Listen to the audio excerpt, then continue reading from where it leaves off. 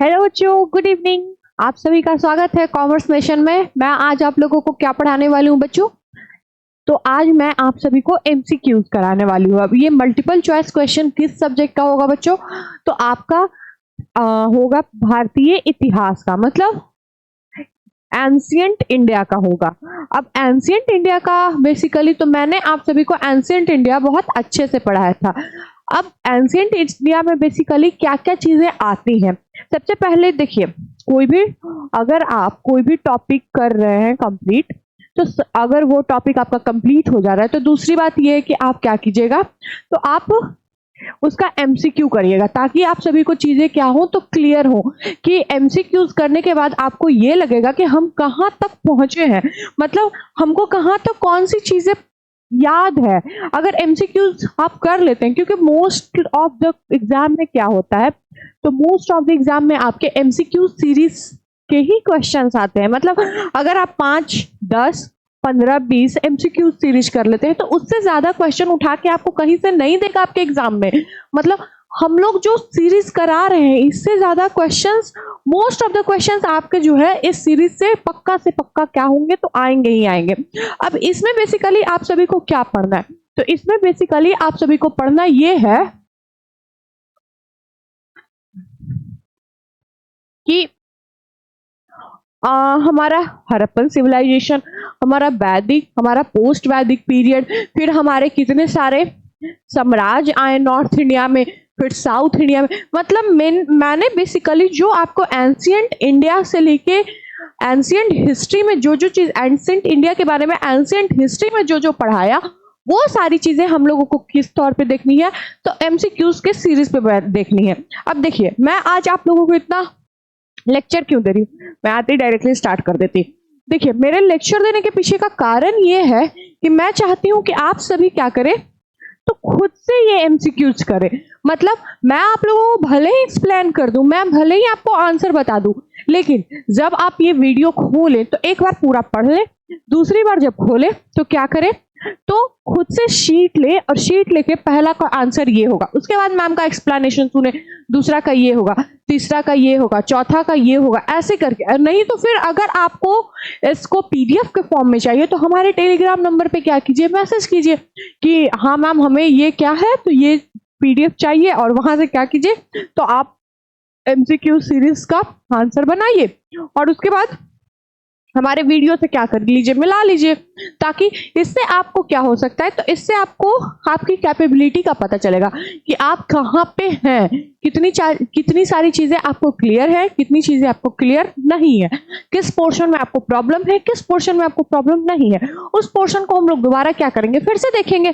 तो मतलब बेसिकली आपको इस टेस्ट की सीरीज देने का यही मकसद है हम लोगों का, कि आप लोगों की जो तैयारी हो रही है उसको अप टू अप कर दे। मतलब अभी तक यहाँ आपकी लेवल है तो उसको इस लेवल तक पहुंचा दे, ताकि जब आपके क्वेश्चंस आए तो आप एक भी क्वेश्चन क्या स्किप नहीं कर पाओ, और आप लोग को जो मन चाहा आपकी यूनिवर्सिटी है उसमें क्या मिल सके, तो उसमें आपको आपके मन चाहा यूनिवर्सिटी में एडमिशन मिल सके। क्लियर है? तो चलिए शुरू करते हैं। अब पहला शुरू क्या करते हैं, तो एंशियंट हिस्ट्री। अब इसमें पहला क्वेश्चन क्या है, हिंदी में है बच्चों, तो आप थोड़ा इतना मत कीजिएगा। चलिए, सैंधव सभ्यता की ईंटों का अलंकरण किस संस्थान से मिला है? सैंधव सभ्यता कि ईंटे का अलंकरण किस स्थान से मिला है। मतलब आपका ये बोल रहा है कि हड़प्पन सिविलाइजेशन में या फिर इंडस वैली सिविलाइजेशन में आपका जो ब्रिक का साक्ष्य कहाँ से मिला है, मतलब एविडेंस ऑफ ब्रिक किस जगह से मिला है। तो ऑप्शन आपके हो गए कालीबंगन, मोहनजोदड़ो, चनहुदड़ो और बनवाली। इसमें से कहां से आपको क्या मिला है, तो एविडेंस ऑफ ब्रिक, मतलब एविडेंस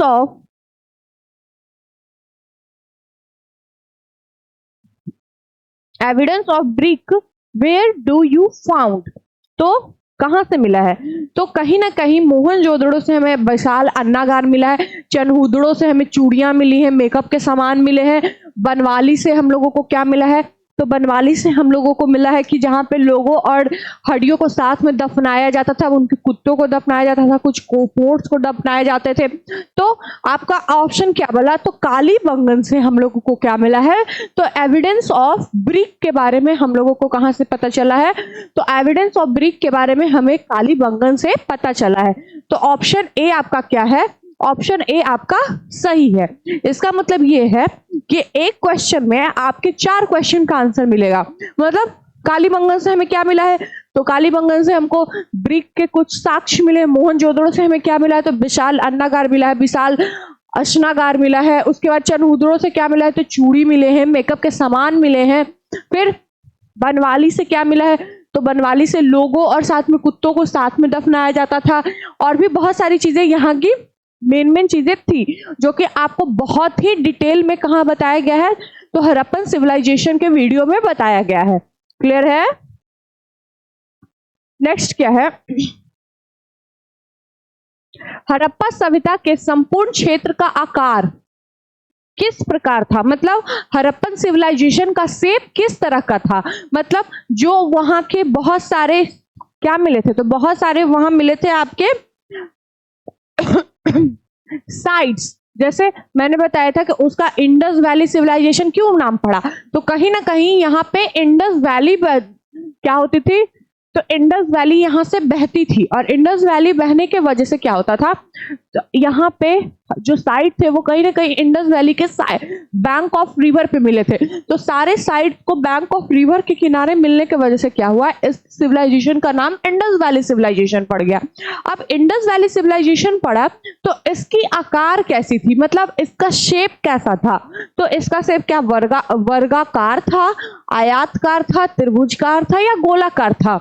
तो जब आप मैप निकालेगा और मैप निकाल के आप कुछ कुछ जगहों को क्या कीजिएगा? तो यहाँ के हड़प्पा को, चनहुदड़ो को, मोहनजोदड़ो को, ये सब साइट्स को क्या कीजिएगा? जोड़िएगा, तो आपको एक शेप पता चलेगा। That shape is our rectangular, त्रिभुजकार शेप बनता है हमारे हड़प्पा सभ्यता में।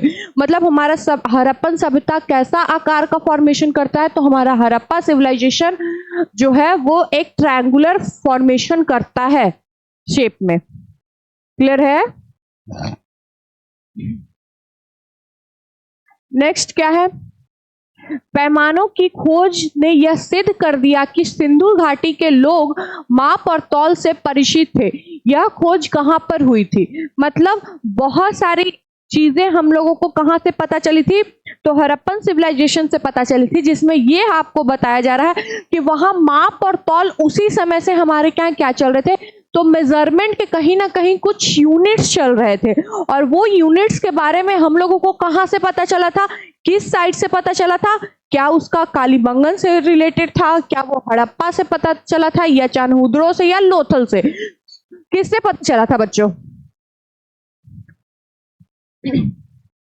तो देखिए, इसमें सबसे ज्यादा व्यापार कहां से होता था? कालीबंगन से नहीं होता था, हड़प्पा से नहीं होता था, चनहुदड़ो से नहीं होता था। लेकिन लोथल क्या था? जहां पे ट्रेडिंग सेंटर थे। मतलब ये क्या था? नदी के किनारे बसा हुआ एक साइट था जिसमें क्या होते थे? तो सबसे ज्यादा व्यापार लोथल से होता था। तो कहीं ना कहीं व्यापार में अब बहुत सारा क्या आ रहा है? गेहूं आ रहा है, चावल आ रहा है। तो उसको कैसे मेजर करेंगे? मेजर करने के लिए तो उनको कोई चीज की जरूरत होती ना। तो इसीलिए जो मेजरमेंट यूनिट हम लोगों को मिला है वो कहां से मिला है? तो वो हम लोगों को लोथल से मिला है। तो ऑप्शन डी इज करेक्ट। मतलब यहां से आप एक क्वेश्चन से बहुत सारी चीजों को दिमाग में लगा के क्या कर सकते हैं? तो पता लगा सकते हैं। जैसे मैंने क्या बताया, तो यहाँ पे आप लोगों को सबसे पहले आपके माइंड में हिट करता कि व्यापार कहाँ से करता है होता है? तो व्यापार हमारा लोथल से होता है। अब लोथल से व्यापार हो रहा है तो कहीं ना कहीं जितनी सारी हम लोगों की क्या है, तो जितनी सारी हम लोगों की मेजरमेंट यूनिट होगी वो लोथल से ही मिलेगी। क्यों मिलेगी? क्योंकि ट्रेडिंग वहीं से हो रहा है, इसीलिए हम लोगों को लोथल से ही मिलेगा। क्लियर है?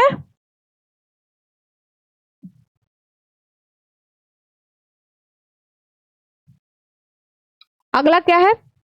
सिंधु घाटी की सभ्यता में घोड़े के अवशेष कहां से मिले हैं? मतलब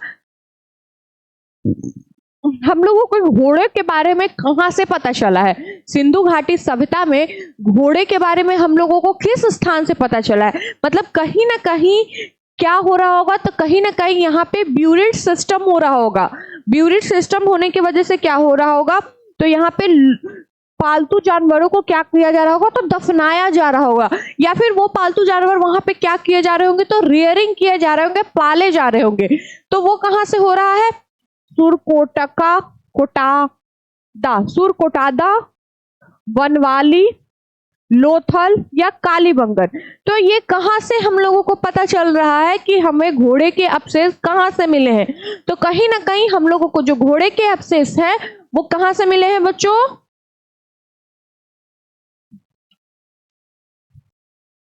तो हमें घोड़े के अवशेष आपके सुरकोटदा से मिले हैं। मतलब द रिमेनिंग ऑफ बोन्स या ashes founded from the site of Surkotada. Clear है?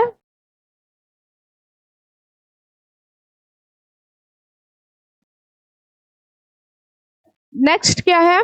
सूची 1 को सूची 2 के साथ सुमेलित कीजिए। अब सूची 1 को सूची 2 के साथ क्या करना है, तो सुमेलित करना है।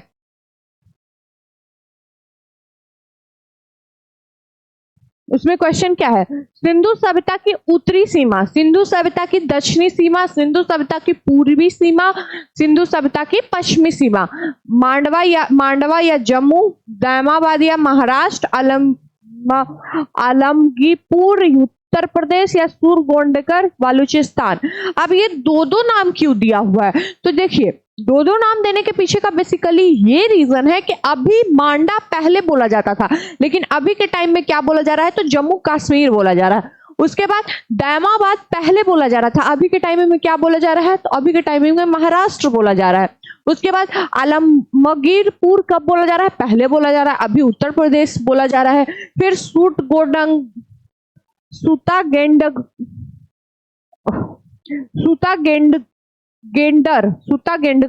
जो पहले बोला जा रहा था, और अब क्या बोला जा रहा है, तो अब बलूचिस्तान बोला जा रहा है। इसमें थोड़ा प्रोनाउंसिएशन में थोड़ा प्रॉब्लम है, आप लोग भी फर्स्ट टाइम में नहीं पढ़ पाइएगा। तो क्या बोला? सिंधु सभ्यता की उत्तरी सीमा, उत्तरी सीमा में सिंधु सभ्यता सबसे उत्तर में क्या था, तो सबसे उत्तर में आपका मांडवा था। फिर सिंधु सभ्यता की दक्षिणी सीमा, दक्षिणी सीमा में क्या था, तो आपका दैमाबाद था। तीसरा सिंधु सभ्यता की पूर्वी सीमा, पूर्वी सीमा में आपका क्या था, तो पूर्वी सीमा में आपका आलमगीरपुर था। और डी का क्या होगा, तो जो बचा हुआ है वो हो जाएगा। तो आपके ऑप्शन ए का फर्स्ट, बी का 2, 3 का थर्ड, फोर्थ का डी, मतलब ऑप्शन ए इज करेक्ट। मतलब उत्तरी में कौन था, तो हमारा मांडवा था। दक्षिणी में कौन था, तो दैमाबाद था। पूर्वी में क्या था, तो आपका आलमगीरपुर था। और पश्चिमी में क्या था, तो सुतगंडोरकर था। देखिए, इसको एक ट्रिक से भी बना सकते हैं। कैसे? जब मुझे 2 गो का पता चल गया, मतलब पहला ए का फर्स्ट, बी का 2, अब यहां से हम लोग ऑप्शन मिलाएंगे। ए का फर्स्ट, बी का 2, पहला में है, दूसरा में नहीं है, तीसरा में नहीं है, चौथा में है। फिर तीसरा मिलाएंगे, तीसरा में क्या में है, तो इसमें तीसरा है और इसमें चौथा, मतलब ये ऑप्शन हमारा सही हो जाएगा। इसका ये आने का एक एडवांटेज रहता है कि अगर आपको 2 क्वेश्चन या 3 क्वेश्चन के बारे में पता है, तो आप चौथा को बिना पता किए हुए भी मार सकते हैं। किस सिंधुकालीन स्थल में एक ईंट पर बिल्ली का पीछा करते हुए कुत्ते के पंजों का निशान मिला है? हड़प्पा, मोहनजोदड़ो, चानहुदड़ो या लोथल। मतलब किस जगह से हम लोगों को ये पता चला है कि वहां पे एग्जिस्टेंस था, किस चीज का, तो एग्जिस्टेंस हमारा था कि बिल्ली का पीछा कौन कर रहा है, तो कुत्ता कर रहा है। उनके पंजों के निशान मिले हैं। मतलब ऐसा माना जाता है कि कोई एक नया घर बन रहा था, वहां पे क्या हुआ था, तो सीमेंटिंग हुई होगी या फिर मट्टी के मकान बने होंगे, तो वो स्टार्टिंग जब बनता है तो क्या रहता है, गीला रहता है। तो उसी समय कोई बिल्ली होगा, वो भाग रहा होगा उसके ऊपर, और उसका पीछा कौन कर रहा होगा, तो कुत्ता कर रहा होगा। तो उसी बीच में क्या हुआ होगा, उस बिल्ली और कुत्ते के पंजे के निशान पड़ गए होंगे, ऐसा माना जा रहा है। ऐसा कोई एविडेंशियल प्रूफ नहीं है, उनके पंजों का बस निशान हमें मिला गया है। लेकिन जो ये स्टोरी है वो हम लोगों ने अपने मन से बना ली है। तो इसमें आपके कहाँ से मिले, हड़प्पा से मिले हैं, मोहनजोदड़ो से मिले हैं, चान्हुदड़ो से मिले हैं, या फिर आपके लोथल से मिले हैं। तो हड़प्पा से हमें क्या मिला है, हड़प्पा से हम लोगों को कहीं ना कहीं विशाल अन्नागार मिला है, मोहनजोदड़ो से विशाल अस्नागार मिला है, लोथल एक ट्रेडिंग सेंटर था। तो हमारा बच्चा चान्हुदड़ो, चान्हुदड़ो से हमें क्या मिला है, तो चान्हुदड़ो से हमें कुत्ते और बिल्ली का पीछा करते हुए पंजों के निशान मिले हैं। कहां पे, तो ईंटों पे। क्लियर है। अब फिर से सूची वाले क्वेश्चंस आ गए। सूची पहले को सूची दूसरे के साथ सुमेलिन कीजिए। वेद के बारे में, अब ये वेद के बारे में, अब इतना क्वेश्चन तो हमारा किससे हो गया, तो हमारा हो गया हड़प्पन सिविलाइजेशन से। अब अगला क्या है, तो अगला हमारा वैदिक सिविलाइजेशन से है, मतलब वैदिक पीरियड से है। उसमें मैंने आपको बताया था कि ऋग्वेद को प्रोनाउंसिएशन कौन करते हैं, यजुर्वेद को पढ़ने वाले बताने वाले को क्या हम लोग बोलते हैं, फिर अथर्ववेद, सामवेद। तो पहला क्या है, ऋग्वेद को ऋग्वेद, यजुर्वेद, सामवेद और अथर्ववेद।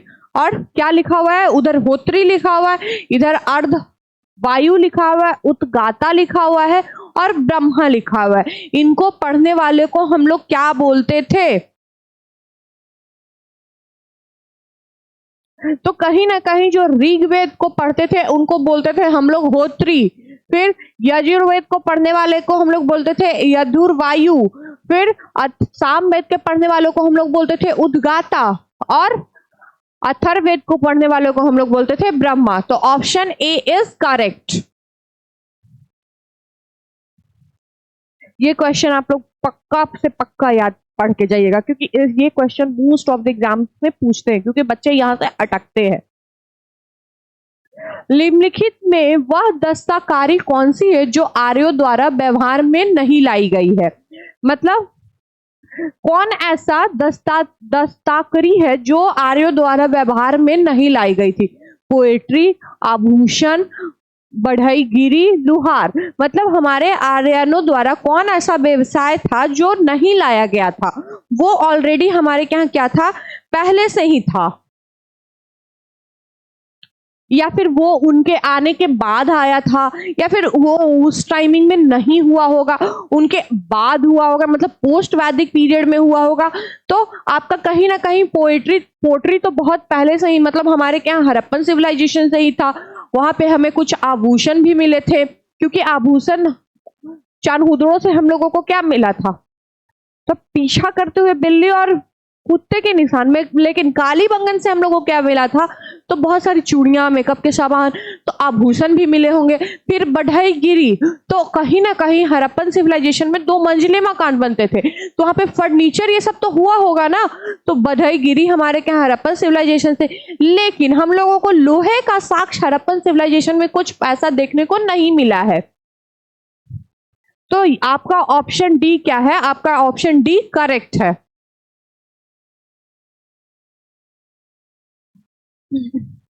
सुमेलित कीजिए। अब क्या करना है, शिक्षा, ध्वनि शास्त्र, कल्पसूत्र, कर्मकांड, निरुक्त, शब्द व्यापक शास्त्र या भाषा शास्त्र, या छंद शास्त्र। इसको सुमेलित करना है।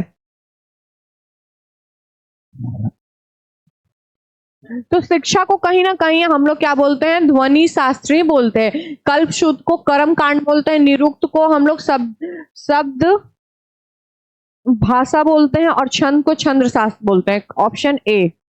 यहाँ पर भले ही ए दे रहा है बार बार, लेकिन आपके ऑप्शंस में ऐसे नहीं रहेंगे। ये आपकी कॉम्पेबिलिटी, मतलब आपको अच्छा से याद कराने के लिए, हम लोगों के इजी के लिए ऐसे दे रहा है। फिर सुमेलित कीजिए। संघ को भागदूत, छत्ता, अक्षवाप, उसको कोषाध्यक्ष, कर, संघ संघर्षकर्ता, पासे के खेल में राजे का सहायक या प्रतिहारी, राजप्रसाद का रक्षक। इन लोगों को क्या बोला जाता है? मतलब भाग दूध को क्या बोला जाता है, छत्ते को क्या बोला जाता है, या अक्षवाप को क्या बोलते हैं? तो हम लोग संघ, इसका ऑप्शन ये सही होगा, इसका ये ऑप्शन ए इज करेक्ट।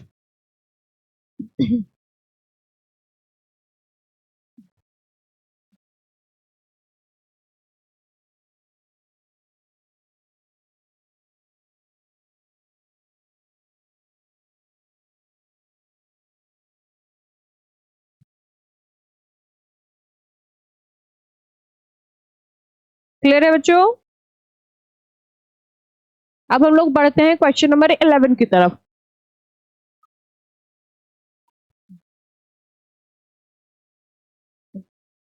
तो क्वेश्चन नंबर 11 में फिर से आपको सूचित सम्मेलन करना है।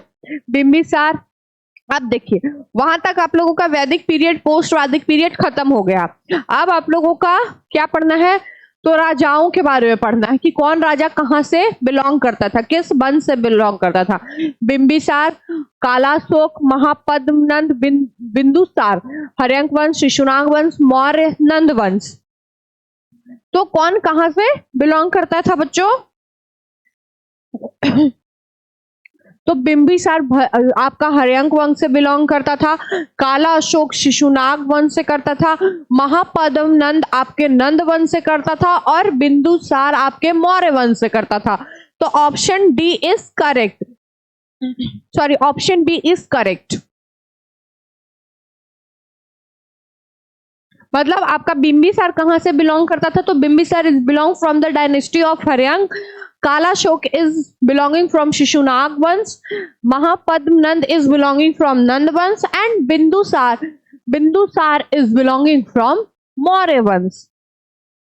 बिंदुसार और बिंबिसार दोनों अलग अलग है। बिंबिसार आपके हर्यंक वंश में आते हैं, लेकिन बिंदुसार आपके किस वंश से आते हैं? तो मौर्य वंश से आते हैं। और यहाँ question mostly of the students फंस जाते हैं बिंदुसार और बिंबिसार में।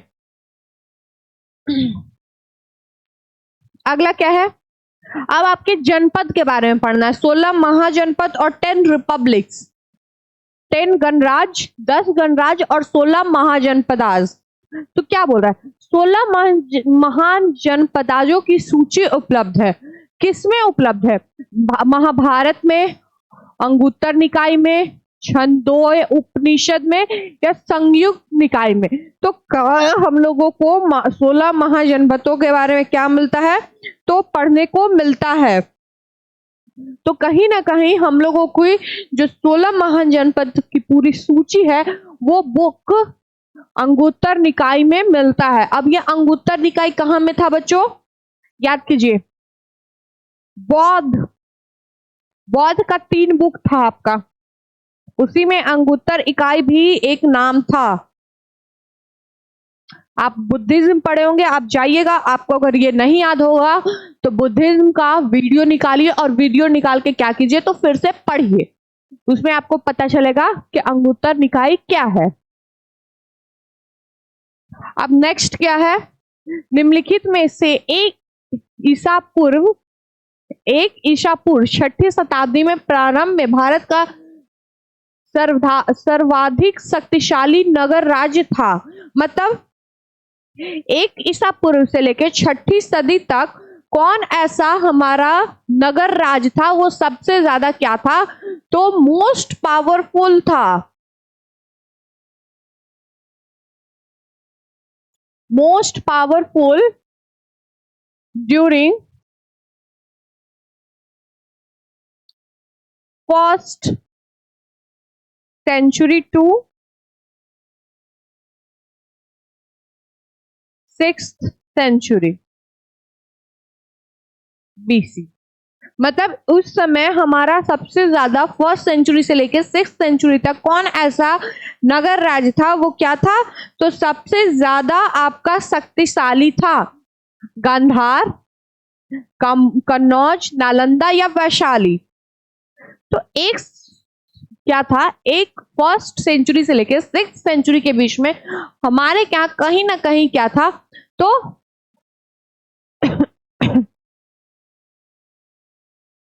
मौर्य डायनेस्टी चल रही थी, और मौर्य डायनेस्टी में कहीं ना कहीं वैशाली जो था वो सबसे ज्यादा क्या था, तो पावरफुल था। नॉर्थ बिहार के साइड में ही क्या था, तो मौर्य डायनेस्टी सबसे ज्यादा फला फूला था। तो कहीं ना कहीं हमारे यहाँ वैशाली सबसे ज्यादा क्या था, तो सबसे ज्यादा वैशाली आपका, सॉरी सॉरी बच्चों सॉरी, एक मिनट, मैंने गलत बता दिया इसका ऑप्शन। देखिए, इसके ऑप्शन क्या है, गंधार, कंबोज, काशी या मगध। तो कहीं ना कहीं उस समय मगध में मौर्य वंश की क्या चल रही थी, तो मौर्य वंश के आपके डायनेस्टी चल रही थी, और मौर्य डायनेस्टी कहां में थी, तो मगध में थी। और मगध उस समय का सबसे पावरफुल क्या था, तो सबसे पावरफुल डायनेस्टी के रूप में लोगों के सामने उभर के आया था। प्राचीनतम विश्वविद्यालय कौन सा था, कौन ऐसा जगह है जहां पे क्या था, तो प्राचीन विश्वविद्यालय था, गंधार, कन्नौज, नालंदा या वैशाली। तो कौन ऐसी जगह थी जहां पे हमारे के यहाँ क्या था, तो हमारे के यहाँ एक विश्वविद्यालय के बारे में क्या किया जाता था, तो पढ़ाया जाता था। तो कहीं ना कहीं नालंदा यूनिवर्सिटी, नालंदा विश्वविद्यालय हमारे के यहाँ सबसे प्राचीनतम विद्यालय था, जिसको हमारे खिलजी के द्वारा क्या कर दिया गया था, तो खिलजी के द्वारा इसमें आग लगा दिया गया था। अब इसमें आग क्यों लगा दिया गया था, तो बहुत सारे कहानियां आती हैं।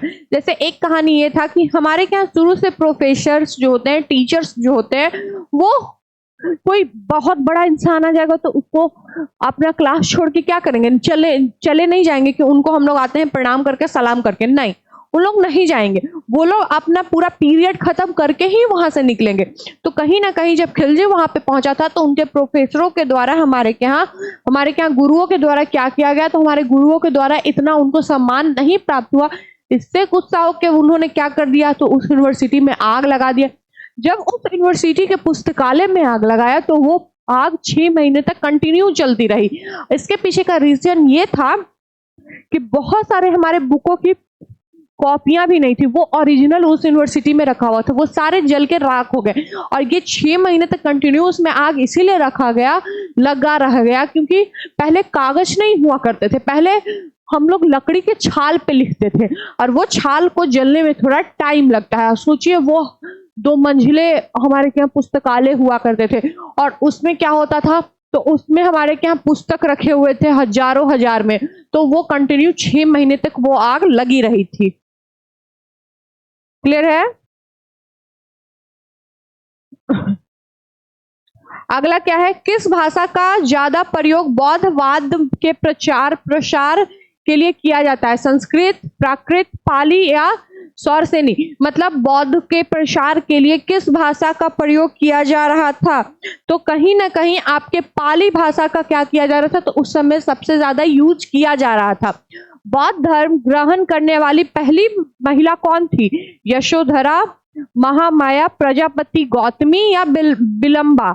मतलब उनकी मौसी ने सबसे पहले बौद्ध धर्म को क्या किया था, तो अपनाया था। तो वो कौन थी, तो प्रजापति गौतमी थी। क्योंकि जब महात्मा बुद्ध का जन्म हुआ था, तो जन्म के तुरंत बाद ही इनकी मां की मृत्यु हो गई थी। इनका लालन पालन इनके मौसी के द्वारा किया गया था, और उनका नाम क्या था, तो प्रजापति गौतमी था, जो कि सबसे पहली बौद्ध भिक्षुका बनी थी। जैन समुदाय में प्रथम विभाजन के श्वेतांबर संप्रदाय के संस्थापक कौन थे, स्थूलवर, भद्रबाहु, काल कालकाचार्य या देवर्षि क्षमा श्रमण। मतलब जो श्वेतांबर और दिगंबर दो पार्ट में हमारे यहाँ क्या हो गया था, तो जैन धर्म डिवाइड हो गया था। तो उसके डिवाइड करने पे जो लीड कर रहे थे, जो लीडर सबसे ज्यादा वो दोनों ग्रुप को लीड कर रहे थे, उनका नाम क्या है, तो जो आपके श्वेतांबर संप्रदाय को लीड कर रहे थे उनका नाम स्थूलभद्र था, और दिगंबर को जो कर रहे थे,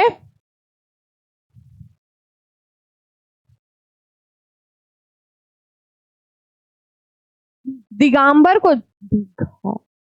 दिगंबर को जो कर रहे थे वो आपके भद्रबाहु थे। या फिर मैं भी हिंदी में ही लिख देती हूँ।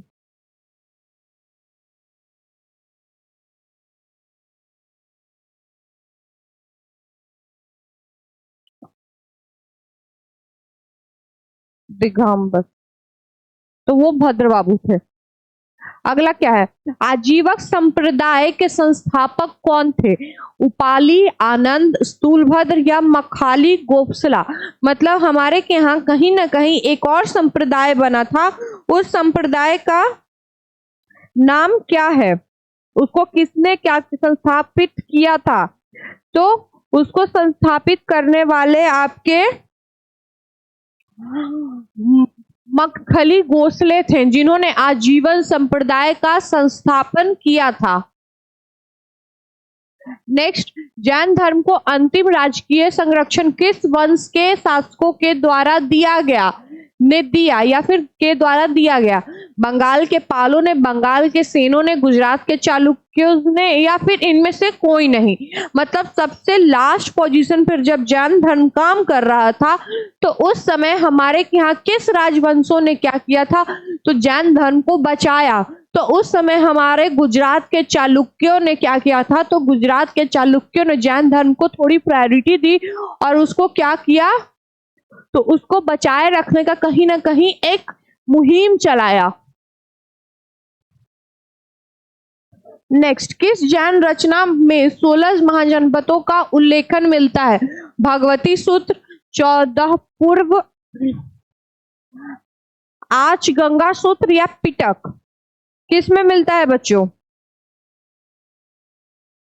तो कहीं ना कहीं हम लोगों को जैन धर्म में 16 महाजनपदों का उल्लेख भगवती सूत्र में मिलता है। सूची प्रथम को सूची द्वितीय से सुमेलित कीजिए तथा सूचियों के नीचे दिए गए कूट से सही उत्तर का चयन कीजिए। अब इसमें क्या है? चंद्रगुप्त, बिंबिसार, चालुक्य और चाणक्य में पियासीदशी, सैंडोकस, अमित्रघात और विष्णुगुप्त, इसको मिलाना है।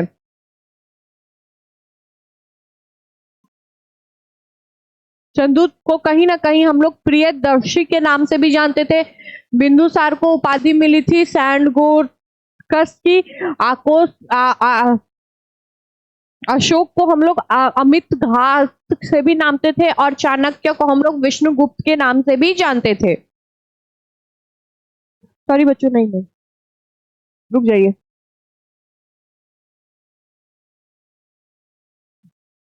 चंद्रगुप्त को हम लोग जानते थे सुतगंडोरकस के नाम से, बिंदुसार को हम लोग जानते थे अमित घात के नाम से, फिर अशोक को नाम जानते थे हम लोग विष्णुगुप्त के नाम से, और चाणक्य को हम लोग जानते थे प्रियदर्शी के नाम से। Option A is correct. Next, Maurya साम्राज्य में प्रचलित मुद्रा क्या था? मतलब मौर्य साम्राज्य में उस समय कौन सी मुद्रा क्या हो रही थी? तो चल रही थी पान, तोल, ककनी या दिनार। तो उस समय हमारे यहाँ जो थे उस समय क्या चल रहा था? तो उस समय दिनार चल रहा था। मौर्य काल में गुप्तचरों को क्या कहा जाता था? रूढ़ पुरुष, गुप्तचर, संस्था या संचार या खोजी। मतलब मौर्य साम्राज्यों में जो गुप्तचर जो थे उनको क्या बोला जाता था? तो उनको गुढ़ पुरुष बोला जाता था। क्लियर है? नेक्स्ट, सूची प्रथम को सूची दूसरे से सुमेलित कीजिए। शुंग, चेदी, सातवाहन, कुषाण, विदिशा, कलिंग, प्रतिष्ठान, पुरुषपुर। इसको क्या करना है? तो मिलाना है आप सभी को। तो कहीं ना कहीं हम लोग शुंग को विदिशा, चेदी को कालिंग, शतवाहन को प्रतिष्ठान और कुषाण को पुरुषपुर कहते थे। Option A is correct.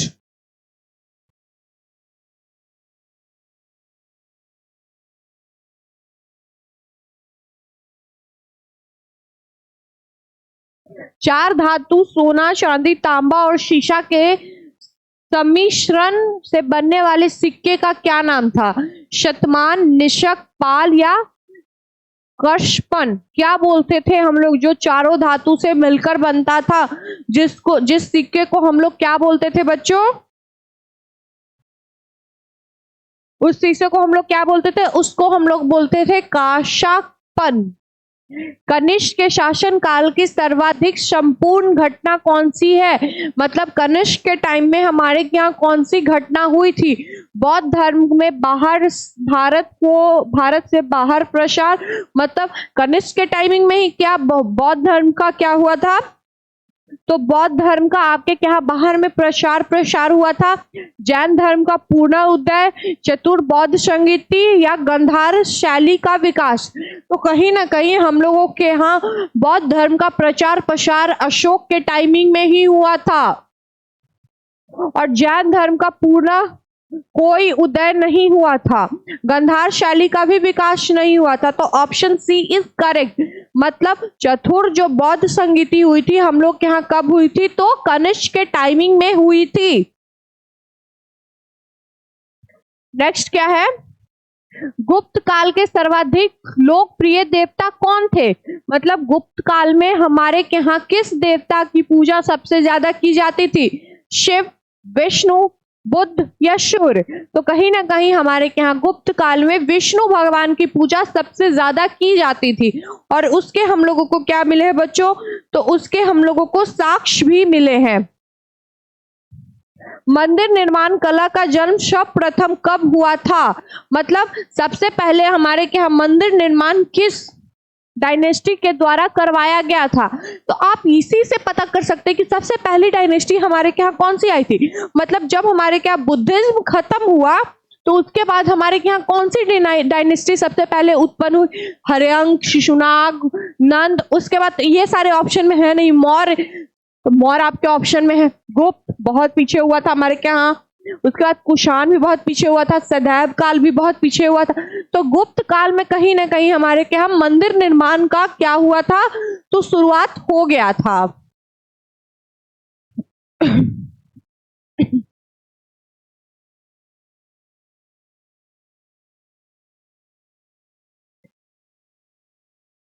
नहीं बच्चों, हमारे यहाँ मंदिर निर्माण मौर्य काल में नहीं हुआ था, हमारे क्या मंदिर का निर्माण गुप्त काल से शुरू हुआ था। गुप्त काल में उत्तर भारतीय व्यापार निम्नलिखित किस एक पतन से संचालित होता है, ताम्रलिप्ति, भड़ौच, कल्याण या कम्बरे। मतलब गुप्त काल में भारतीय व्यापार किस जगह से पतन के संचालित होता है, मतलब किस जगह से इसका डिक्लाइनेशन शुरू हो गया था गुप्त काल में, तो आपके ताम्रलिपि से क्या हो गया था, इसका पतन शुरू हो गया था। बाल विवाह की प्रथा कहां से शुरू हुई थी, मौर्य काल से, कुषाण काल से, गुप्त काल से या हर्षवर्धन के काल से। मतलब चाइल्ड मैरिज हमारे यहाँ कहां से शुरू हुई थी, तो चाइल्ड मैरिज हमारे यहाँ गुप्त काल से शुरू हुई थी। बाल विवाह हमारे यहाँ कहां से शुरू हुई थी बच्चों, तो बाल विवाह हमारे यहाँ गुप्त काल से क्या हुई थी, इसकी शुरुआत हो गई थी। क्लियर है। मिहिर कुल का संबंध कहां से था, मतलब मिहिर कुल कहां से हम लोग के यहाँ क्या होते थे, तो मिहिर कुल किस डायनेस्टी से बिलोंग करते थे, गुप्त, हुन, कुषाण या मौखरी। तो मिहिर कुल कहां से बिलोंग करते थे बच्चों, तो मिहिर कुल आपके हुन से क्या करते थे, तो हुन जनजाति से बिलोंग करते थे। मतलब जो सेंट्रल एशिया से हमारे यहाँ आके हुंडों ने क्या किया था, तो बहुत बार हमारे ऊपर क्या किया था, तो बहुत बार हमारे ऊपर आके इन्होंने आक्रमण किया था, और गुप्ता डायनेस्टी में सबसे ज्यादा इनका आक्रमण हुआ था हुन्स का। तो उसी में हमारे यहाँ हुन डायनेस्टी के सबसे ज्यादा प्रसिद्धतम राजा जो थे उनका क्या नाम था, तो उनका नाम मिहिर कुल था। और इनकी जो युद्ध करने की नीति थी वो बहुत ही भयावह थी, मतलब कोई ये युद्ध करने की कोई भी नीति को क्या नहीं करते थे, तो कोई भी नीति को ये फॉलो नहीं करते थे। मतलब जैसे युद्ध की नीति होती है कि हमारे यहाँ निहत्थों पे आप क्या नहीं कर सकते, तो युद्ध के टाइमिंग में एक तलवार वाला इंसान मतलब आपका शस्त्र लिए हुए इंसान उस पर हमला नहीं कर सकता है। लेकिन इन लोग ऐसा कुछ चीजों को नहीं मानते थे। इन लोग सबको मार के काट के, बस इन लोगों को ये था कि हम लोगों को किसी भी तरीके से इंडिया में क्या करना है, तो अपनी डायनेस्टी को स्टैब्लिश करना है।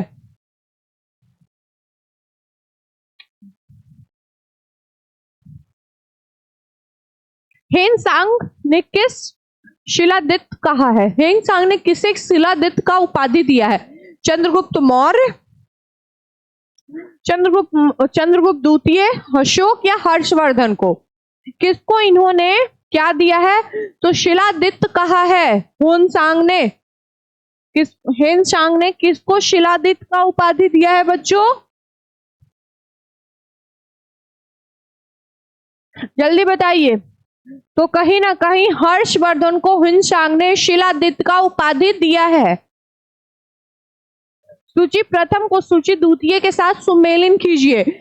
हर्ष चरित्र, कजर बद्री, नीति शतक, श्रृंगार शतक, भक्ति शतक, सूर्य शतक, प्रियदर्शिका, रत्नवाली, नागानंद, हर्षवर्धन, भृतिहारी, मयूर या वानमट वट? इसको क्या करना है बच्चों? तो इसको मिलाना है। तो हर्षचरित कादंबरी कहीं ना कहीं वानवट से क्या है, तो मिलता है। फिर नीति शक्त, श्रृंगार शक्त, भक्ति शक्त कहीं ना कहीं आपके भर्तृहरि ने लिखा है। फिर सूर्य शक्त किसने लिखा है? तो आपके मयूर ने लिखा है।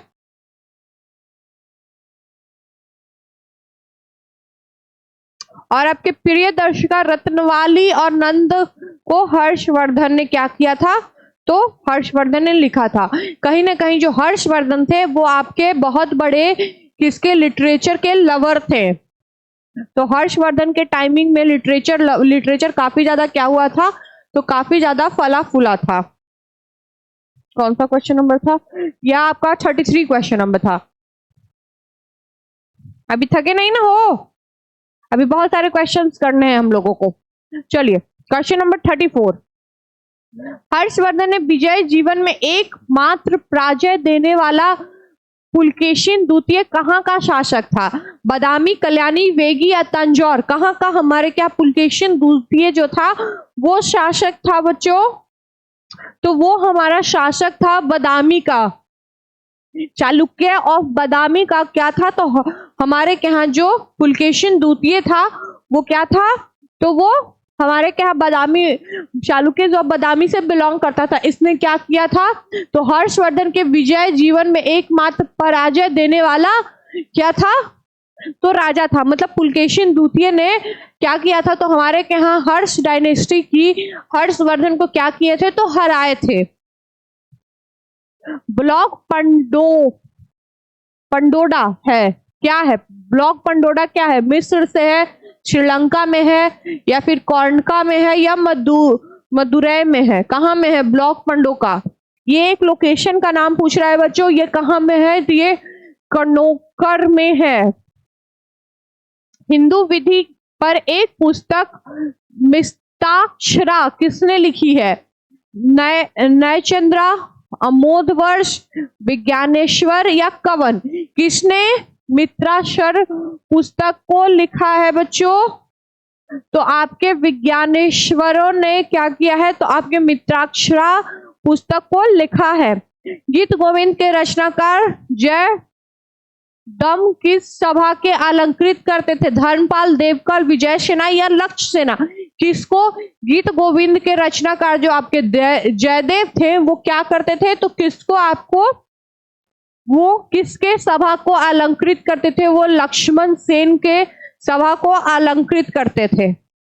नेक्स्ट, कार्यस्थों का एक जाति के रूप में प्रथम उल्लेख कहाँ मिला है?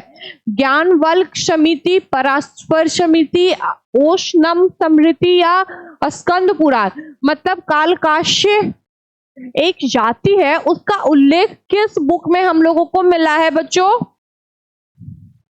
तो उसका उल्लेख हम लोगों को मिला है ओमनम स्मृति में।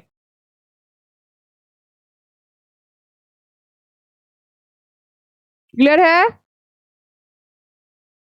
नेक्स्ट, सूची प्रथम को सूची दूसरे के साथ क्या करना है, तो सुमेलित करना है। उसमें क्या दिखाया गया है, तो कलहन को लिखने वाला कौन, कलहन क्या लिखे हैं, विल्हन क्या लिखे हैं, जैनक क्या लिखे हैं और सोमदेव क्या लिखे।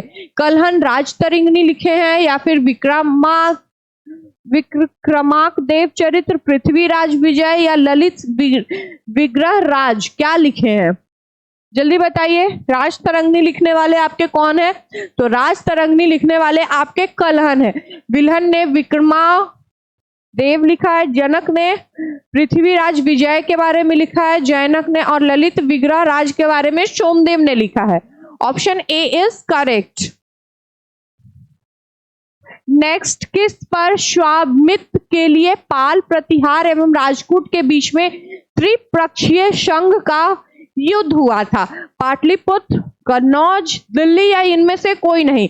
मतलब कि कौन सा ऐसा राज्य था जिसको पाने के लिए हमारे यहाँ त्रिपैटल युद्ध हुआ था, प्रतिहार, पाल और राजकूट के बीच में, तो वो कहीं ना कहीं हमारा एक राज्य था जिसका नाम हमारा क्या है, तो कन्नौज है। त्रिपक्षीय संघर्ष का आरंभ अंत में किस राजवंश ने किया, पाल, प्रतिहार या राजकूट, तो किस वंश ने किया था बच्चों, तो हमारे यहाँ अंत किस प्रतिहार ने अंत किया था, प्रतिहार वंश ने क्या किया था, तो इस त्रिपक्ष संघर्ष को आरंभ और अंत किया था। इसमें ये नहीं लिखा हुआ कि कौन सा जीता था, इसमें लिखा हुआ था कि आरंभ, मतलब स्टार्ट और एंड कौन किया। तो भले ही इसमें राजकूट जीते थे, लेकिन आरंभ और अंत हमारे यहाँ प्रतिहारों ने किया था।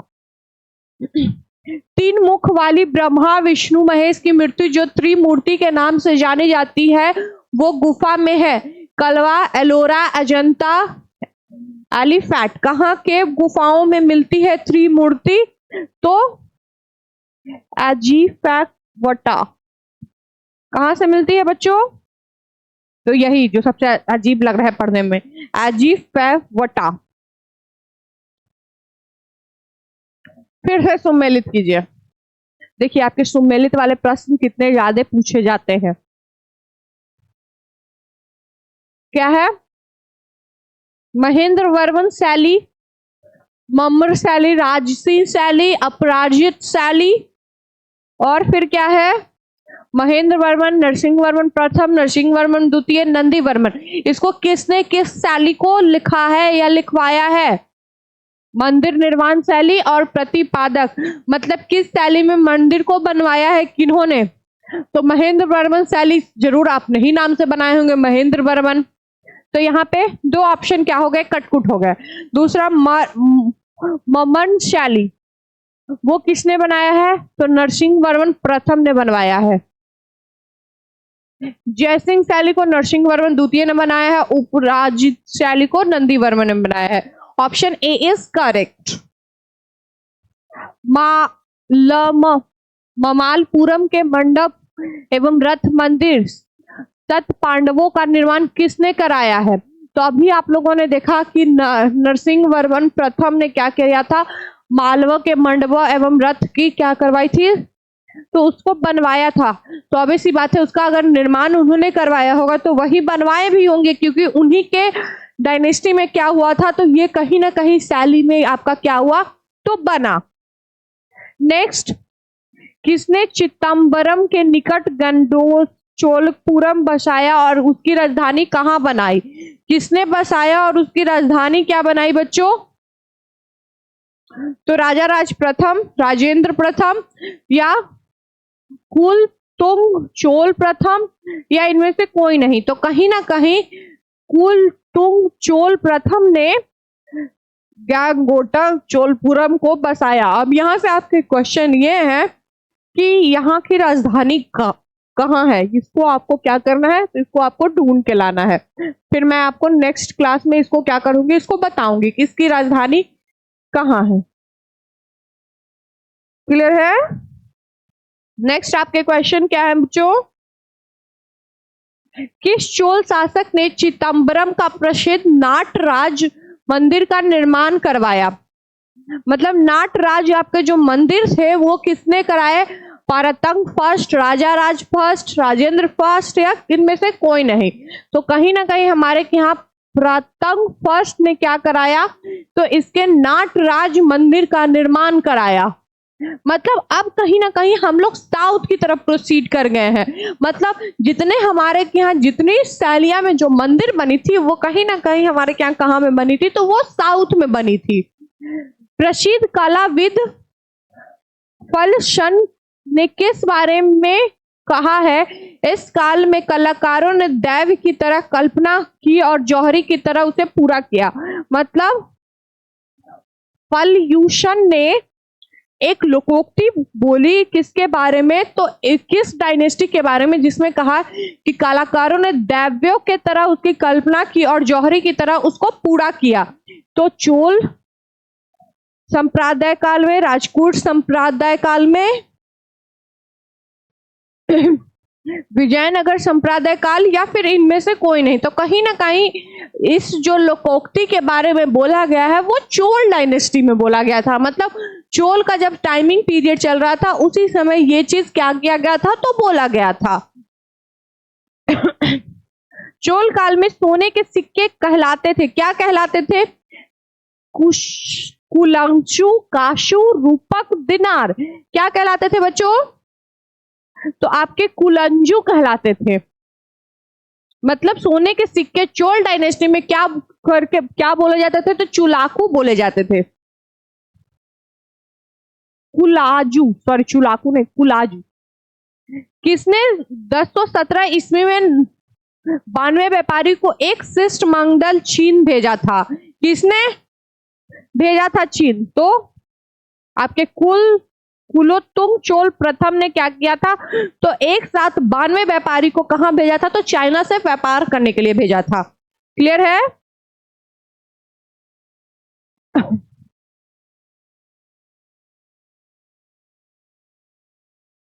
नेक्स्ट आपका क्या है? Question number 50। गजनी वह प्रथम शासक कौन था जो खलीफाओं से सुल्तान की उपाधि ग्रहण करके सुल्तान कहलाने का प्रथम शासक बना था? शुबुकुद्दीन, मोहम्मद गजनबी, मोहम्मद गौरी, या अल्पगीर। मतलब कौन सा ऐसा राजा था जिसको क्या मिला था? तो हमारे यहाँ गजनबी प्रथम को सुल्तान का सद मिला था। तो कहीं ना कहीं महमूद गजनबी को ही मिला होगा सुल्तान का, क्योंकि गजनबी यहाँ पे ऑलरेडी लिखा हुआ है। नेक्स्ट आपकी क्या है? किसके शासनकाल में सबसे अधिक मंगोल का आक्रमण हुआ था? बलवन बलवन हो गए, उदयउद्दीन खिलजी हो गए, मोहम्मद बिन तुगलक हो गया, और फिर आपके क्या हो गए? तो फिरोज तुगलक हो गया। तो अलाउद्दीन खिलजी के टाइम में सबसे ज्यादा मंगोलिक आक्रमण हमारे यहाँ हुआ था। महमूद गजनबी ने भारत पर जब आक्रमण के समय भारत आने वाले विद्वान अलबरूनी ने किस महत्वपूर्ण ग्रंथ की रचना की थी? तो उन्होंने किताब उल हिंद की क्या की थी? तो रचना की थी। मतलब महमूद गजनबी के टाइम में ही हमारे क्या अलबरूनी भी थे। उन्होंने किस आक्रमण के बारे में किस बुक में लिखा था? तो उन्होंने किताब उल हिंद में क्या किया था? तो इसके बारे में कुछ कुछ चीजों को क्या किया था? तो लिखा था। निम्नलिखित में से कौन गुल सुखी के उपनाम से कविताएं लिखा करता था? मतलब हमारे यहाँ गुल उस सुदी के नाम पे कौन थे जो किताबें लिखा करते थे? इन बतूता, जियाउद्दीन बनर्जी, शैव ए सिराज अफीफ, या सिकंदर लोधी? तो शैव सिराफ अफीफ क्या करते थे? तो हमारे यहाँ गुल रुखी के नाम से क्या लिखा करते थे? तो गुल रुखी के नाम से किताबों को क्या करते थे? तो लिखा करते थे। नहीं, आपके यहाँ सिकंदर लोधी हमारे यहाँ लिखा करते थे। सिकंदर लोधी हमारे यहाँ क्या करते थे बच्चों? तो लिखा करते थे। राज संबंधों में उलेमा के दखल का विरोध किस सुल्तान ने किया था?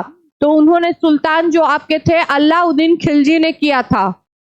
बबर ने भी नहीं किया था, फिरोज खां तुगलक ने भी नहीं किया था, या फिर इनमें से कोई नहीं? देखिए इनमें से कोई नहीं जो है वो ऑप्शन फंसाने वाला रहता है। इसको लगाने से पहले आप लोग 10 बार कम से कम ध्यान रखिएगा। नेक्स्ट, किसने अपने आप को खलीफा घोषित कर लिया था? इल्मुतमिश, अलाउद्दीन खिलजी, मोहम्मद गजनबी या मकरवत शाह खिलजी? किसने अपने आप को क्या घोषित कर लिया था बच्चों? तो अपने आप को खलीफा घोषित कर लिया था। तो ये आपके मुकररक शाह खिलजी थे। तैबात ए निक्सरी के लेखक कौन थे? ये कहीं ना कहीं हम लोग किसका बात कर रहे हैं बच्चों? तो ये हम लोग कर रहे हैं मिडाइवल इंडिया का बात कर रहे हैं।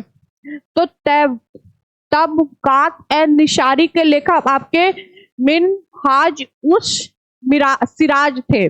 नेक्स्ट, निम्नलिखित में से किस सुल्तान ने बेरोजगारों को रोजगार दिया था? मतलब उस समय हमारे क्या अनएम्प्लॉयमेंट बहुत ज्यादा थी और उसको क्या किया था? तो उसको सुधारा था। वो हमारे लीडर कौन है? तो अलाउद्दीन खिलजी, मोहम्मद बिन तुगलक, फिरोज तुगलक या शेरशाह सूरी? तो उस समय हमारे के यहाँ फिरोज तुगलक ने क्या किया था? तो फिरोज तुगलक ने हमें एम्प्लॉयमेंट दिया था, क्योंकि उस समय हमारे के यहाँ बहुत ज्यादा क्या हो गया था? तो अनएम्प्लॉयमेंट हो गया था। अमीर को ही कृषि विभाग नाम का एक नया विभाग के सुल्तान ने बनाया था? तो कहीं ना कहीं जो आपके मोहम्मद बिन तुगलक थे, इनकी टाइमिंग में मैंने आपको पढ़ाया कि इन्होंने सबसे ज्यादा ध्यान एग्रीकल्चर पे दिया था और लोगों को एग्रीकल्चर में बहुत सारी सुविधाएं देना शुरू कर दिया था। सल्तनत काल के सिक्के टंका, शश्वनी एवं जीतल किस धातु से बने हुए थे? मतलब किस किस धातु से ये क्या थे? तो बने हुए थे पीतल, चांदी, तांबे, सोना, चांदी, तांबा, चांदी, जस्ता, तांबा, सोना, जस्ता, तांबा। तो कहीं ना कहीं जो आपका टंका था वो सोना से बना हुआ था, शशगानी चांदी से, और जो जीतल था वो आपका तांबा से बना हुआ था। Option B is correct.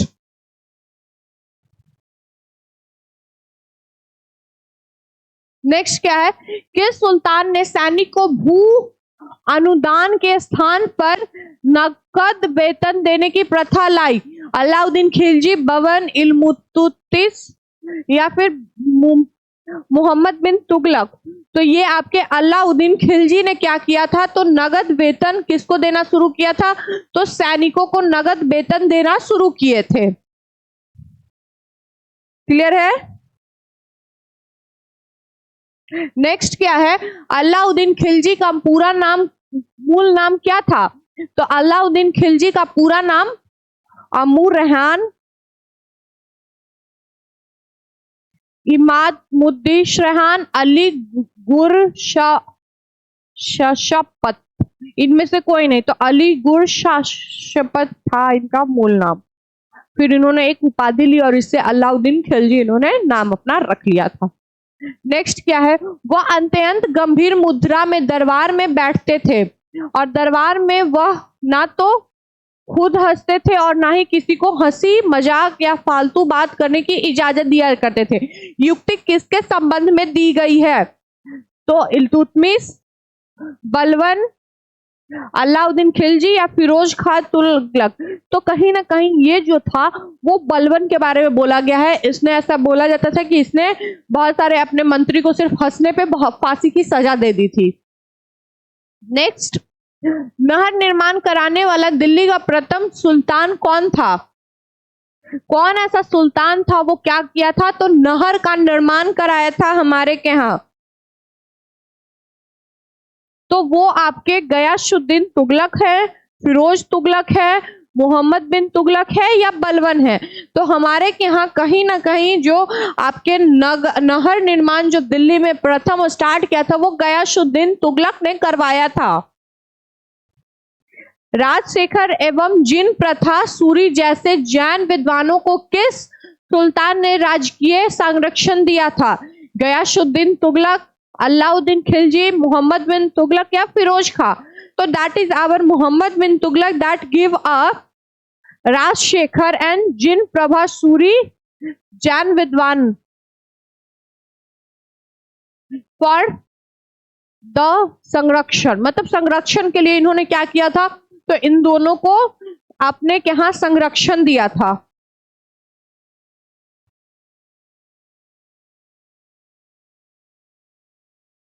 Next, सूची प्रथम को सूची दूसरे से मिलाइए। फिर से आ गया, विजयनगर का भ्रमण करने का पुर्तगाली यात्रा और तत्कालीन शासक मतलब कौन थे। आपके पहले कौन आए थे, तो आपके पहले आए थे दुआत बारबोस डोमिस पास, जिसको पीज भी बोलते हैं, फरनाओ नुनुज सीजर फ्रेडरिक कृष्णदेवराय अंगुत्तर देव अंशुयुक्त राय सदाशिव कौन थे। तो कहीं ना कहीं इसका जो है दुआत बारबोस के पहले राज्य में राजा कौन थे, कृष्णदेवराय थे। तीज में भी कृष्णदेवराय थे। फिर फरनाओ के टाइम में अंशयुक्त देवराय थे और आपके सदाशिवराय थे आपके सीजर के टाइम में। तो option A is correct. Next, चार मीनार का निर्माण किसने करवाया है, दैट इज सबसे इजी सवाल है। हैदर अली, टीपू सुल्तान, ओली कुतुब बादशाह या औरंगजेब। तो आपके ओली कुतुब शाह थे। Option C is correct.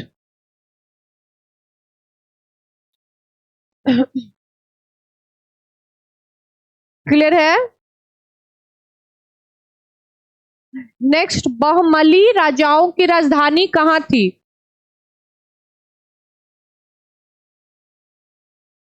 तो मुगलवागा था।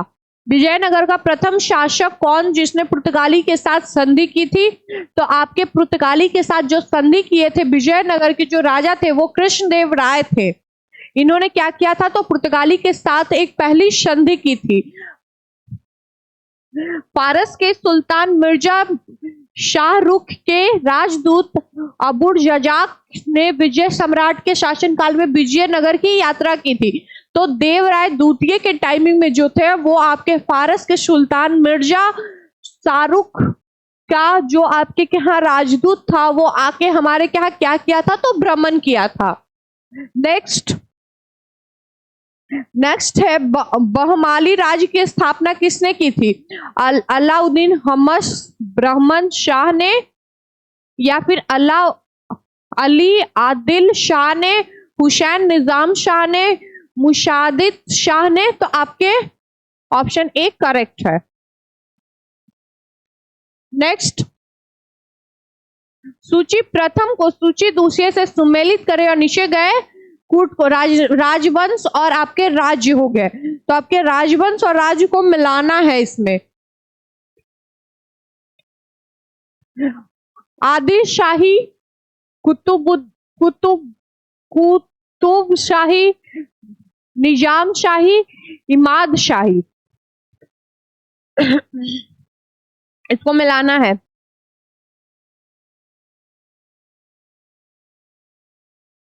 तो आदिल शाही ने बीजापुर का किया था, फिर कुतुबुद्दीन शाही ने गोलकुंडा का किया था, निजाम शाही ने अहमदनगर का किया था और इद्दाम शाही ने बरारा का किया था। बरारा का किया था। Option D is correct.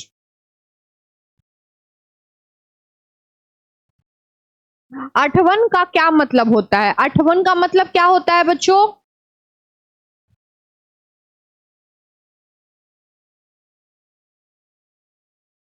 अठवन का मतलब क्या होता है, भू राजस्व विभाग, भू राजस्व, आयातकार या वंचित कर। तो इसका होता है भू राजस्व विभाग, जिसको हम लोग बोलते हैं अठवन। नेक्स्ट, कृष्णदेव राय ने निम्नलिखित में से किसका निर्माण नहीं कराया। कृष्णा स्वामी मंदिर, विठल स्वामी मंदिर, हजारा राम स्वामी मंदिर या मीनाक्षी मंदिर। तो मीनाक्षी मंदिर का इन्होंने क्या नहीं कराया था, तो मीनाक्षी मंदिर का इन्होंने निर्माण नहीं कराया था। कश्मीर के शासक जो कश्मीर के अकबर के नाम से जाने जाते हैं, शमुद्दीन शाह, सिकंदर बुत शिखन,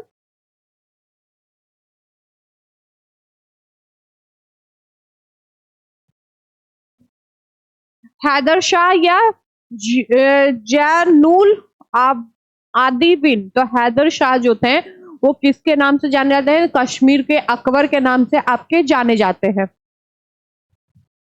नेक्स्ट, निम्नलिखित मुस्लिम शासक में ने किस एक को उसकी धर्मनिरपेक्षता के अवस्था के कारण उसकी मुसलमान प्रजा जगत गुरु कहकर पुकारती है? किस मुसलमान शासक को हम लोग जगत गुरु के नाम से जानते हैं? हुसैन शाह, जलालुद्दीन बादिन, इब्राहिम अल-आदिल शाह या महमूद द्वितीय? तो हम लोग महमूद द्वितीय को किस नाम से जानते हैं? तो जगत गुरु के नाम से जानते हैं। नेक्स्ट, ब्राह्मणी साम्राज्य को किसने चरम कष्ट पर पहुंचाया है? मतलब सबसे ऊंचाई सीमा पर किसने पहुंचाया है ब्राह्मणी समाज को? अलाउद्दीन हसन, ताजुद्दीन फिरोज, महमूद गावा या इनमें से कोई नहीं? किसने पहुंचाया है बच्चों?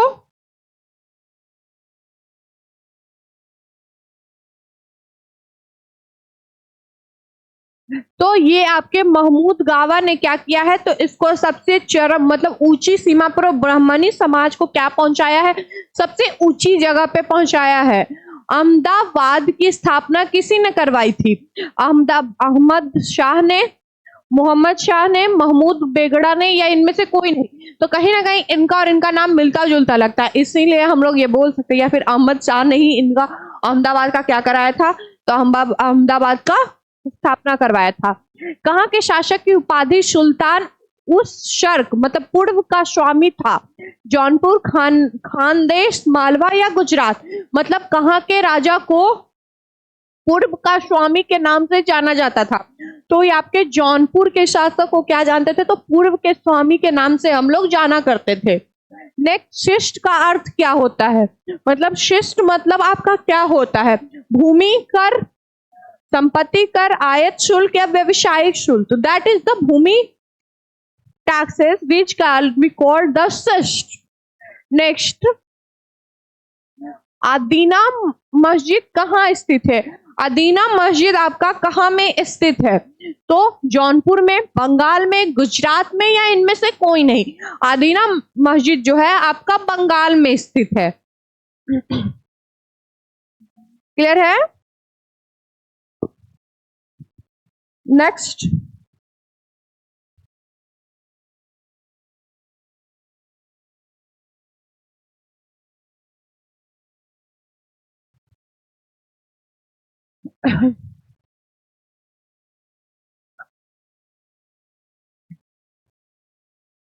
अगला क्या है? अटाला मस्जिद कहाँ में स्थित है? अटाला मस्जिद आपका कहाँ में स्थित है? जौनपुर में, पंडुआ, बंगाल में या फिर गुजरात में या खानदेश में? तो आपके जौनपुर में अटाला मस्जिद क्या है? तो आपका अटाला मस्जिद स्थित है। फिर सुमेलित कीजिए सूची प्रथम को सूची द्वितीय से। छोटा सोना मस्जिद, झझेरी मस्जिद, हिडोला महल, रुखी खां मस्जिद, ये कहाँ में स्थित है? तो ये आपका जो छोटा सोना मस्जिद है वो आपका बंगाल में है, झझोरी मस्जिद आपका जौनपुर में है, हिडोला मंदिर आपका मालवा में है। तो ए ऑप्शन करेक्ट। दूसरा, सूची प्रथम को सूची दूसरे से मिला लिए। आचार्य और विचारधारा मतलब किसका कौन सा विचारधारा है? कौन से आचार्य का? रामानुज, विशिष्ट देव, निर्वाकाचार्य, माधव आचार्य, विष्णु स्वामी। विशिष्ट देव, वेदावेद, द्वैत या शुद्ध देव? इसके ऑप्शन आपके रहे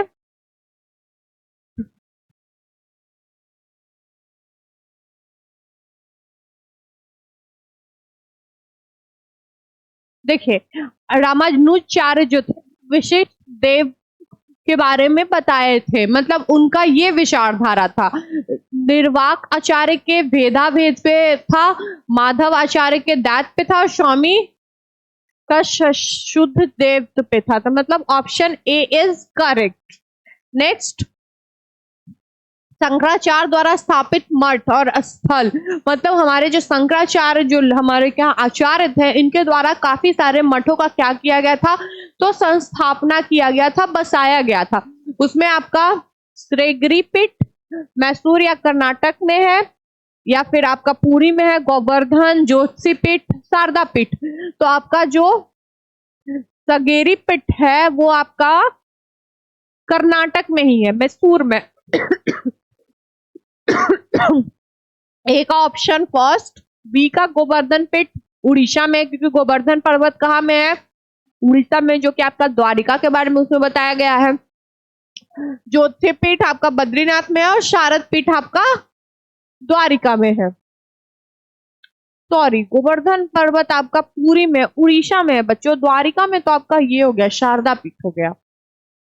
भक्ति आंदोलन कहाँ से प्रारंभ हुआ था? अलवर नयार संतों से, सूफी संतों से, सूरदास द्वारा या तुलसीदास द्वारा? तो अलवर नयार के संतों के द्वारा हमारे यहाँ क्या किया गया था? तो भक्ति मूवमेंट को स्टार्ट किया गया था, ताकि लोगों को भक्ति के बारे में क्या कर सके, तो जागरूक कर सके। नेक्स्ट, असम का चैनत किसे कहा गया है? शंकरदेव, लालगिर, दरिया साहब या शिव नारायण? तो शंकरदेव को असम का चैनत कहा गया है। फिर आपका महात्मा गांधी ने प्रिय भजन वैष्णव जन तो तेन कहिए तो पीर पराई जाने रे के रचयिता कौन है? तो नरसिंह मेहता, बल्लाभाचार्य, कबीरदास या सूरदास? तो आपके नरसिंह मेहता क्या है? तो इस भजन के रचयिता हैं।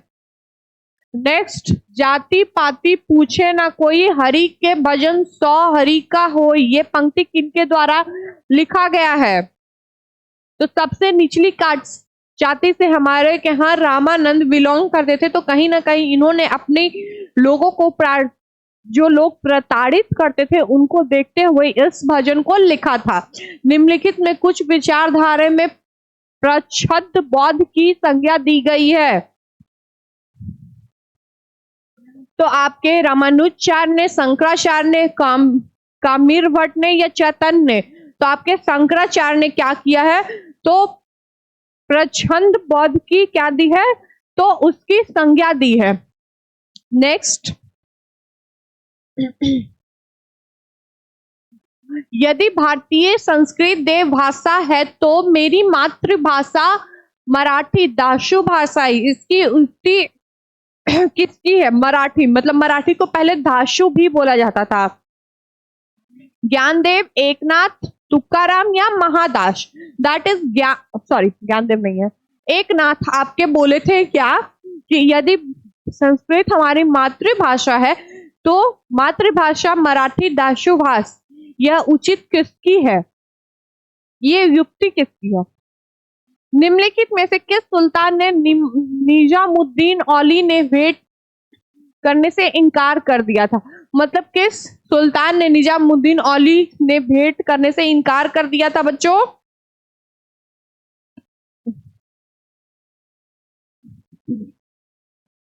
तो जलाउद्दीन फिरोज खिलजी ने भेंट देने से इनकार कर दिया था। सूची प्रथम को सूची दूसरे से क्या करना है? तो मिलाना है।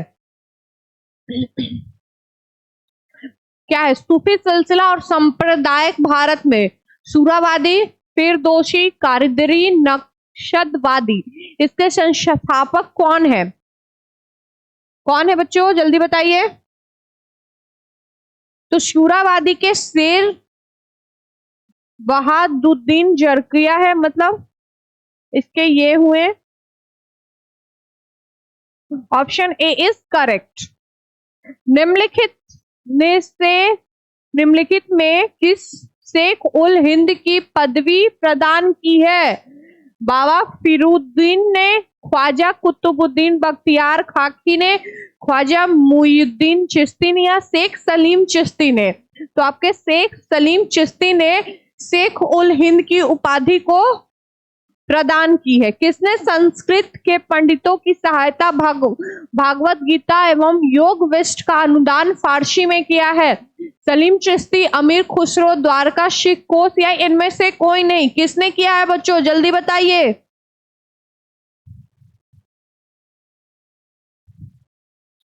तो आपके द्वारा शिकोह ने क्या किया है, तो इसको फारसी में क्या किया है, आपका अनुदान किया।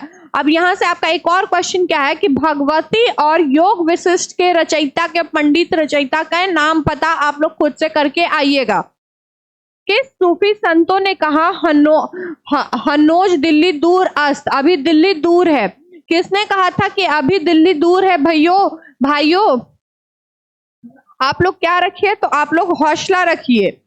तो वो जो हमारे थे शेख निसूरुद्दीन थे, शेख निजामुद्दीन औली थे, सलीम चिश्ती थे, या इनमें से कोई नहीं थे? कौन थे बच्चों, जल्दी बताइए।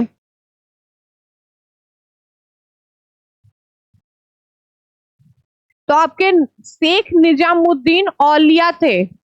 नेक्स्ट शेख फरीउद्दीन मसूद गंज ए शेखर, शेख फरीदा, बाबा फरीद की गतिविधियों का क्षेत्र कहाँ था? अजमेर, दिल्ली, सकरी या हांसी का हांसी? तो हांसी आपका इनका क्या था, गतिविधियों का क्षेत्र था। नेक्स्ट, किस सूफी संत सुल्तान ने तारिकीन सन्यासियों के सुल्तान की उपाधि ली थी? ख्वाजा कुतुबुद्दीन ने,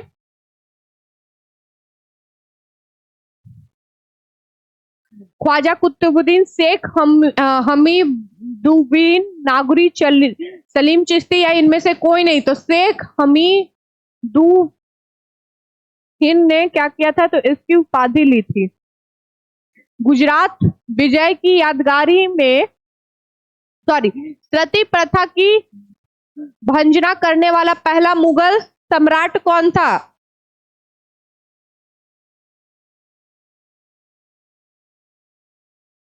तो बाबर, हुमायूं, अकबर या जहांगीर? तो सती प्रथा अकबर ने क्या किया था, तो भंजना करने वाला मुगल शासक पहला था। फिर गुजरात विजय की यादगार में अकबर ने किसका निर्माण करवाया था? बड़ा इमामबाड़ा का, बुलंद दरवाजा का, जामा मस्जिद का, या सिद्दी बमीज का? तो कहीं ना कहीं जो अकबर ने था वो बुलंद दरवाजा का क्या करवाया था, तो निर्माण करवाया था। और वो भी विजय कहाँ पे इन्होंने प्राप्त किया था, तो इन्होंने विजय प्राप्त किया था गुजरात पे। तो इसी टाइम में इन्होंने क्या करवाया था, तो बुलंद दरवाजा का निर्माण करवाया था। अकबर ने शासन काल में मुराजस्व सुधार के लिए कौन सी उत्तरदायी थी? बिरबल, तोरमल, जयसिंह या बिहार मंडल?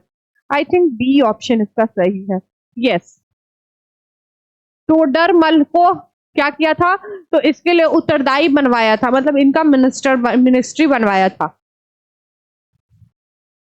क्लियर है? तो ये आपके पूरे कितने क्वेश्चंस रहे बच्चों, तो ये आपके पूरे 100 क्वेश्चंस रहे। और बाकी जो 100 क्वेश्चन है वो नेक्स्ट के वीडियो में क्या किया जाएगा, तो बनवाया जाएगा, ताकि आप लोगों का बेहतर से बेहतर क्या हो सके, तो बेहतर से बेहतर आपकी तैयारी हो सके। क्लियर है? कोई डाउट? आप लोगों को 2 क्वेश्चन दिए गए हैं जो कि आप घर से करके आइएगा और कल मुझे जवाब दीजिएगा। बाकी ऐसे ही वीडियो के लिए हमारे कॉमर्स नेशन के साथ जुड़े रहिए। चैनल को लाइक कीजिए, सब्सक्राइब कीजिए, और जो मैंने स्टार्टिंग में बताया है बच्चों उस पर क्या कीजिए, आप लोग काम कीजिए। क्लियर है? See you tomorrow, have a good day.